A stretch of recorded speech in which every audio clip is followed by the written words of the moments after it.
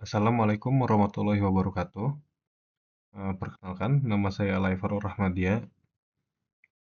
Pada kesempatan kali ini, saya akan mempresentasikan PPT kami, yaitu Sistem Basis Data Pembelian Online Barang Elektronik. PPT ini disusun oleh Alaifarul Rahmadia, yaitu saya sendiri, Fahri Ibrahim, dan Rizky Ramadan. Baik, langsung masuk ke latar belakangnya. Latar belakang, perkembangan teknologi informasi telah mengubah cara masyarakat dalam melakukan aktivitas sehari-hari, termasuk dalam hal transaksi jual-beli. Nah, perkembangan teknologi informasi telah merevolusi transaksi jual-beli dengan sistem pembelian online menjadi solusi efisien. Untuk mendukung proses ini, basis data yang handal sangat krusial. Basis data ini fungsinya itu untuk mencatat data produk, pelanggan, dan transaksi, serta menghasilkan laporan penjualan. Dengan adanya basis data yang kuat dan terstruktur, integritas, kecepatan, keamanan, dan keakuratan data dalam sistem pembelian online dapat terjamin, yang akhirnya mendukung pengambilan keputusan bisnis. Nah, ada rumusan masalahnya. Yang pertama, bagaimana merancang sistem basis data untuk mendukung proses pembelian online barang elektronik? Fitur-fitur basis data apa saja yang perlu diimplementasikan untuk menjamin integritas, efisiensi, dan keamanan data transaksi? Ketiga, bagaimana cara mengimplementasikan fungsi-fungsi lanjutan basis data seperti trigger, prosedur, function, kursor, dan fitur manajemen transaksi? Baik, tujuan dan manfaatnya. Tujuannya, merancang dan mengimplementasikan sistem basis data untuk pembelian online barang elektronik. Mengimplementasikan fitur-fitur lanjutan basis data seperti trigger, store prosedur, function, kursor, dan agregat function, dan lainnya. Yang ketiga, melakukan simulasi transaksi dan pengujian sistem melalui proses backup dan restore database. Manfaatnya, memberikan pengalaman praktik langsung dalam membangun sistem basis data kompleks, menunjukkan penerapan berbagai fitur SQL untuk skenario nyata, menyediakan contoh sistem pembelian yang dapat dikembangkan lebih lanjut di dunia industri. Nah, ada pertama perancangan sistem. Nah, sistem Raftronic adalah platform e-commerce elektronik yang dirancang untuk mempermudah dan mempercepat proses transaksi. Fitur utamanya mencakup dukungan penuh untuk setiap tahapan pembelian. Sistem ini juga mengintegrasikan berbagai metode pembayaran yang aman dan secara otomatis menghasilkan laporan total pesanan yang komprehensif setelah transaksi berhasil, memastikan transparansi dan catatan pembelian yang jelas bagi pengguna. Ada deskripsi sistemnya. Sistem Raftronic adalah sistem pembelian online barang elektronik yang mencakup pengguna yang dapat melakukan pemesanan produk elektronik dengan harga dan stok, proses transaksi melalui keranjang dan pesanan, dan pembayaran laporan total pesanan. Nah, berikut ada struktur tabelnya. Ini pertama ada tabel pengguna, ada tabel produk, tabel keranjang, tabel pesanan item, tabel pembayaran, tabel laporan total pesanan. Berikut relasi-relasinya. Ada pengguna dengan keranjang. Satu pengguna dapat memiliki banyak entry keranjang, yaitu one to many. Dua, produk dan keranjang, tabel produk dan tabel keranjang. Satu produk dapat dimasukkan ke dalam banyak keranjang. Setelah itu ada pengguna dan tabel pesanan. Satu pengguna dapat membuat banyak pesanan. Ada pesanan dan pesanan item. Satu pesanan dapat memiliki banyak item pesanan. Yang kelima ada produk pesanan item, yaitu satu produk dapat muncul di banyak pesanan item. Ada pesanan dan pembayaran. Satu pesanan memiliki satu data pembayaran one to one. Dan terakhir ada pengguna dan laporan total pesanan. Satu pengguna dapat memiliki banyak laporan rekap total pesanan, relasinya one to many. Baik, di tabel-tabel pertama ada tabel pengguna, tabel produk. Tabel pengguna ini isinya dari kolom-kolomnya itu ada ID pengguna, nama, email, password, alamat, dan nomor telepon. Setelah itu tabel produk. Tabel produk isinya itu ada ID produk, nama produk, harga, stok, dan kategori.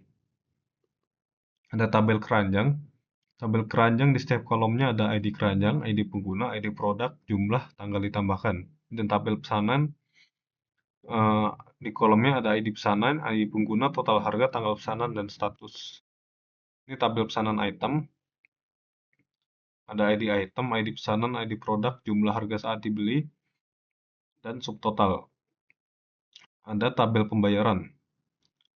Tabel pembayaran itu ada setiap kolomnya ada ID pembayaran, ID pesanan, metode pembayaran, jumlah bayar, tanggal pembayaran, dan status pembayaran. Nah, tabel laporan total pesanan ada ID laporan, ID pengguna, nama pengguna, total pesanan, tanggal laporan.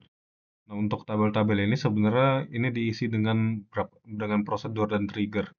Baik, untuk selanjutnya akan dijelaskan oleh teman-teman saya yaitu Fahri Ibrahim dan Rizky Ramadan. Di sini implementasi dan simulasi dari database pemesanan online kami. Yang pertama ada trigger. Trigger kami mempunyai dua implementasi, itu untuk mengurangi stok produk saat pemesanan item, dan dua menambahkan total ke dalam total harga dari pemesanan. Yang kedua ada start procedure. Kami juga memiliki dua start procedure di sini. Pertama, menambahkan riwayat pesanan, dan dua, pembatalan pesanan. Lalu ada function, kita mempunyai satu contoh, itu menghitung total pesanan, dan cursor untuk membuat laporan dari total pesanan pengguna. Lalu pada fungsi agregat. Fungsi agregat kami menghitung semua total harga pesanan dan menampilkan jumlah pesanan berdasarkan status pesanan. Lalu pada coalesce itu kami mengubah nilai 0 menjadi angka default. Pada implementasi TCL kami menggunakan rollback dan juga commit untuk mengelola perubahan data pada database nanti. Lalu untuk lock dan unlock table, itu lock table pada terminal 1 dan sehingga tidak dapat dimasukkan pada terminal 2, dan unlock table untuk penlanjutan dari query pada terminal kedua. Lalu ada backup dan restore. Backup untuk penyimpanan database agar tidak hilang, dan restore bagaimana pengimplementasian dari file backup tadi kita masukkan ke dalam database baru. Di sini kita untuk penjelasan lebih detailnya, aku punya trigger di sini yaitu mengurangi stok produk untuk saat memasukkan item, yang mana kita membuat trigger kurangi stok, dan pada pemasukan pesanan item setelah insert akan mengurangi stok produk pada table produk. Yang kedua ada implementasi penambahan subtotal.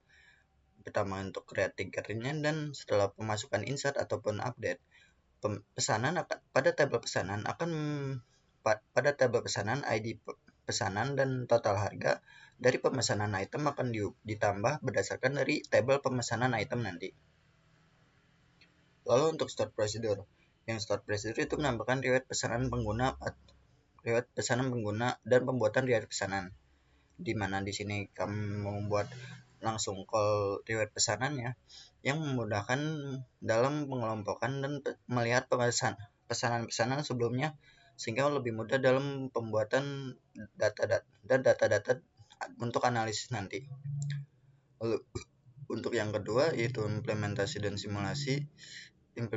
Yang untuk start procedure kedua yaitu pembatalan dan pemesanan, yaitu untuk dengan dari start procedure ini, ketika memanggil start procedure ini akan membatalkan pesanan yang berdasarkan ID pesanan yang ada di tabel pesanan nanti. Lalu untuk function itu untuk menghitung total pesanan pelanggan tertentu. Dengan membuat function ini, kita bisa langsung memanggil bagaimana function itu tersebut dan menghitung total pesanan mereka dari pesanan-pesanan yang ada berdasarkan dari tabel pesanan tabel item itu. Lalu untuk cursor yaitu untuk laporan total pesanan pengguna. Untuk cursor ini itu pembuatan otomatis berdasarkan dari pesanan, di mana saat memanggil laporan total pesanan akan menampilkan ID laporan, ID pengguna, dan total pesanan yang telah dibuat oleh masing-masing pengguna pada database ini. Lalu untuk fungsi agregat. Fungsi agregat di sini kami mempunyai dua, yaitu menghitung semua total harga pesanan dan menentukan jumlah pesanan. Untuk select sum, untuk menghitung semua total harga dengan mengsum total dari semua pesanan itu akan menghasilkan total pendapatan yang kami miliki dari pesanan item pada database ini. Lalu untuk yang kedua itu status count, di mana memudahkan kita dalam pengelompokan pada Untuk setiap status ada apa saja status dan berapa jumlah pesanan yang ada di dalam database. Oke, di sini saya menjelaskan tentang materi qualse, mengubah nilai nil menjadi angka default. Pada query SQL yang kita lakukan ini, fungsi qualse total underscore harga digunakan untuk menangani kemungkinan nilai nol pada kolom total underscore harga dalam tabel pesanan. Fungsi qualse akan mengembalikan nilai pertama yang bukan nol dari daftar argumen yang diberikan. Dalam hal ini, jika total underscore harga bernilai nol, maka akan digantikan dengan nilai nol. Selanjutnya itu ada TCL mengelola perubahan data. Transaksi TCL yang kita gunakan itu untuk mengurangi stok produk dan memastikan stok tidak menjadi negatif. Dimulai dengan start transaction, stok produk dengan ID underscore produk sama dengan 1 dikurang 2 unit. Nilai stok terbaru disimpan ke variabel sisa underscore stok. Jika stok setelah pengurangan kurang dari 0, maka terjadi rollback dijalankan untuk membatalkan perubahan. Jika stok mencukupi, akan dilakukan commit untuk menyimpan perubahan. Tujuannya itu agar menjaga agar stok tidak menjadi negatif dan data tetap konsisten. Selanjutnya itu ada lock table dan unlock table. Yang pertama itu lock table pada terminal 1 dengan query lock table product write. Digunakan untuk mengunci tabel produk agar hanya bisa diakses untuk penulisan atau write oleh sesi yang menguncinya. Selama tabel terkunci, sesi lain tidak dapat membaca atau menulis ke tabel tersebut hingga kunci dilepaskan. Yang terjadi pada terminal 2 itu melakukan update produk, perintah seperti update produk set stock sama dengan stock min 1 where id underscore produk sama dengan 2. Maka perintah tersebut tidak akan langsung dieksekusi, melainkan tertahan hingga kunci dilepaskan pada terminal 1. Hal ini terjadi karena sistem database menjaga integritas data dengan mencegah akses bersamaan yang bisa menyebabkan konflik. Kunci akan tetap aktif sampai terminal 1 menjalankan unlock table. Terus ya, ada pada gambar yang kedua itu ada unlock table pada terminal. Yang dilakukan pada terminal 1 itu menjalankan query unlock table digunakan di terminal 1 untuk melepaskan semua kunci table yang sebelumnya dikunci dengan unlock table. Setelah perintah ini dijalankan, tabel produk pada terminal 2 dapat diakses kembali oleh sesi atau terminal lain. Kemungkinan operasi seperti update, insert, atau select yang sebelumnya tertahan di terminal 2 untuk dilanjutkan. Nah, yang terjadi pada terminal 2 itu, perintah ini mengurangi nilai stok baris dengan ID produk sama dengan 2 sebanyak 1. Hasil eksekusi query OK, one row affected, 1 minute 7 second menunjukkan bahwa query berhasil dieksekusi dan mengaruhi satu baris. Waktu eksekusi yang lama 1 menit 7 detik menunjukkan bahwa query bertahan cukup lama karena menunggu kunci dari terminal 1 dilepas. Setelah dikunci lepas unlock table, query dari terminal 2 langsung diproses dan stok produk berhasil diperbarui. Oke, yang terakhir itu ada backup dan restore. Yang pertama itu adalah backup. Perintah tersebut yang kita bikin itu merupakan perintah untuk backup database menggunakan MySQL dump yang dijalankan melalui command prompt.